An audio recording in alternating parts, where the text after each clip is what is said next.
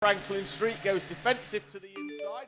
Gibbons then going to have to get out of that one, and Buddy Hugo will come through into third place and might even be second down the inside of Franklin Street. And it looks like as well Jake Gibbons going to get a good run down the back straight as well.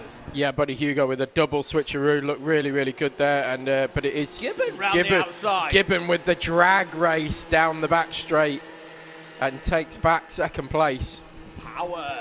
That's the sort of thing from there, wasn't it? Because he was miles back at the hairpin too. Something we haven't mentioned so far is, as well, just while this race begins to settle down almost, as Buddy Hugo gets a run, not quite enough to get up on the around the outside of Jake Gibbon, but something we haven't mentioned so far is the Ukraine flags that we've been carrying on the carts as well for this round and hopefully going forward, so long as that continues. But Buddy Hugo with one on the back of his helmet.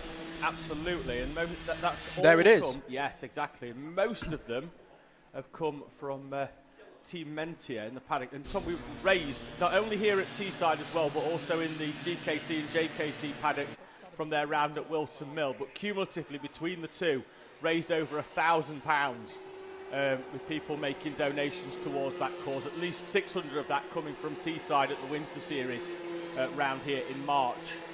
So really good to see. A lot of drivers running them on the Nauseo panels as well of their carts down at the bottom end in prime view of the cameras as well. That is really, really good.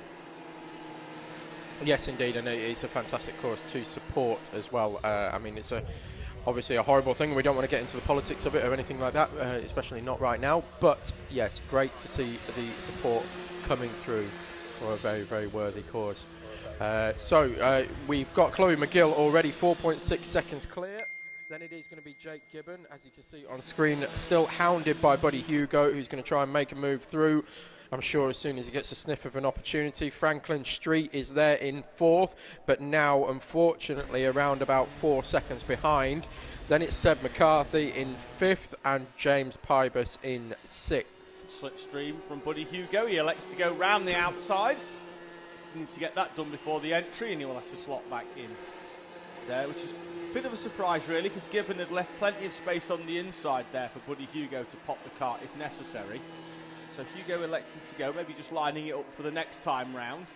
He's going to go for the switch back again here is Buddy Hugo, and there he goes. He's going to leave him on the outside again, though, unless he can get across. Let's have a quick look out the comm box window, see if we can get the half a second march on the lights on the screen. But it's still Jake Gibbon in the lead of this battle for second place, with Chloe McGill comfortable at the head of the pack.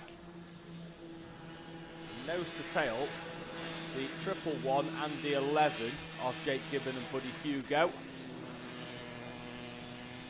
Hugo taking a wider line in, and this time I think we'll be looking to get that cut back. Can he round this corner, and can he get to the inside? That's the side he's gone. He went outside before. Can he get to the inside? No. Back into the slipstream he goes of Jake Gibbon. Oh, actually got in the contact there in the back. That's what the wheel wobble was.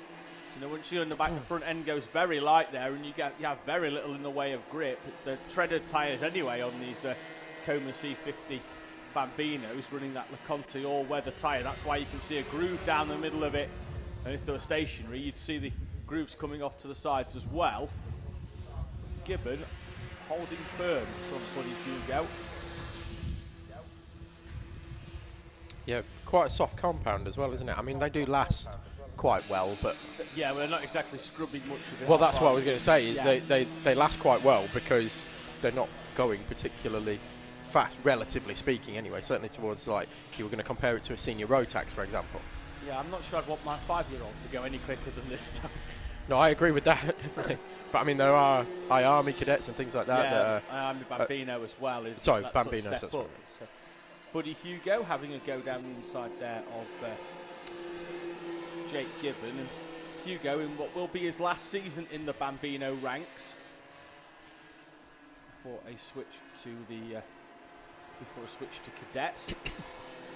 Now he looks like he's got a much more convincing cutback this time on Jake Gibbon, and he does slide through and into second place this time. So the move that he's tried on that switch back into hairpin 4 on a number of occasions already in this race now seems to have that one done on Jake Gibbon. And what can Gibbon do now that he's in the attack position rather than defence? Well, Gibbon looked like he was looking around the outside of hairpin 4, and Hugo sort of, and he left the door open, and Hugo wasn't going to miss an opportunity like that, and straight through.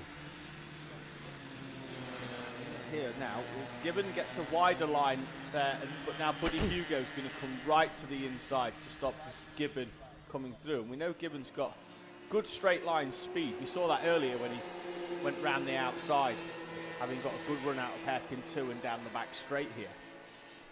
But what can he do in the attack position now? Can he go down the inside there? I thought he was going to have half a move as Hugo came out.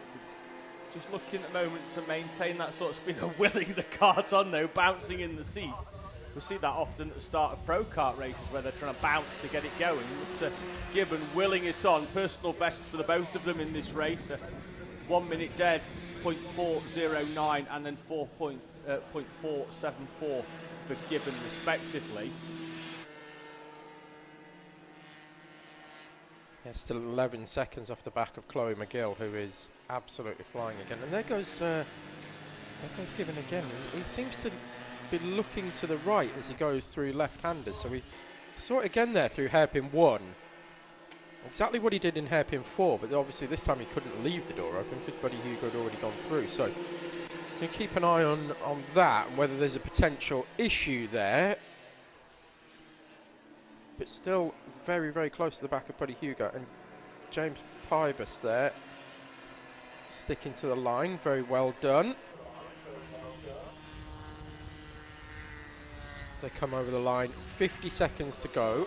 Of course, Chloe McGill well down the road at the moment, so we might even get 2 more laps here. We'll see what the time is going to be when McGill crosses the line. Looks like the last lap board is being readied in front of us. Of course, our commentary position right on the start-finish line now, so we've got a perfect eye view of what the marshals are doing. McGill is making her way round South Bank towards hairpin 3 at the minute, so it's a race now as to whether she's going to get through. With I 10 don't think seconds she will. remaining. 10. It's going to be tight. I think the board's going to go out regardless, is it? Oh no, the board did go out, but she crossed the line just as it ticked onto 0. It is the final lap then. So this is the last lap of the race. Bambino's fractionally there. Chloe McGill won't mind. She'll get to see the checkered flag a minute earlier than she potentially could have done. The battle for second and the final 2 steps on the podium still going on here then between Buddy Hugo and Jake Gibbon as they make their way round the national loop and through the chicanes. Franklin Street a comfortable 4th, Seb McCarthy 5th with James Pybus in 6th place. Gibbon almost got to the inside there of Buddy Hugo as they go down the back straight, but has to drop back in. Out of the final corner then comes your race leader onto the back of Sebastian McCarthy and moves round the outside and through